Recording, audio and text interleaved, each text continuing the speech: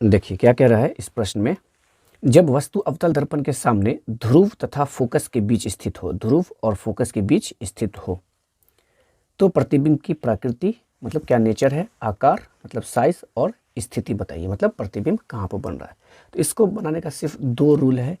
एक, प्रधान अक्ष के समांतर कोई किरण जो आपतित होती है तो परावर्तन के बाद फोकस से जाती है, और दूसरा नियम है जब कोई प्रकाश की किरण शीर्ष से जाती है तो उसी पथ पर वापस लौट आती है। तो बस इसी दोनों नियम को हम लागू कर देंगे इस चित्र पर। देखिए ये वस्तु ए बी है, एक किरण प्रधान अक्ष के समांतर, ठीक है, समानांतर ले लेंगे, ये जो प्रधान अक्ष है ना इसके समांतर होना चाहिए। कोई किरण आपतित हो रही है, ठीक, प्रधान अक्ष के समांतर पैरेलल। तो अब क्या होगा, परावर्तन के बाद हमेशा फोकस से ही गुजरेगा, ये हमेशा फोकस से ही गुजरेगा। तो ये परावर्तन के बाद फोकस से लौट गया। ओके। और दूसरा क्या नियम बताए, जब सी से जाता है तो उसी पथ पर वापस लौट आता है। जब प्रकाश की किरण सी से होकर इस वस्तु के शीर्ष पर जाएगा तो परावर्तन के बाद उसी पथ पर वापस लौट जाएगा।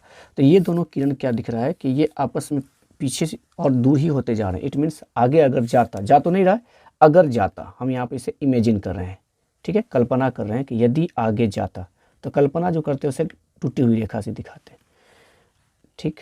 इससे भी इमेजिन कीजिए कि यदि ये और आगे जाता तो यहाँ पर मिलता है ना, तो यहीं पर प्रतिबिंब बनेगा, प्रतिबिंब यहीं पर बना।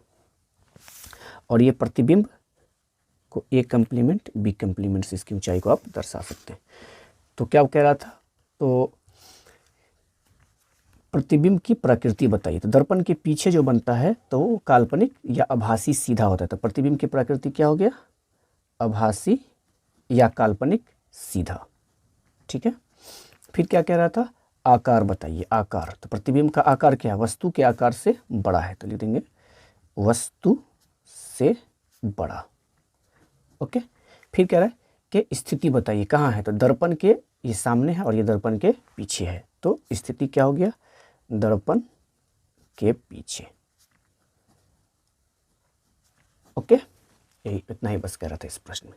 चलिए अगला क्वेश्चन देखते हैं।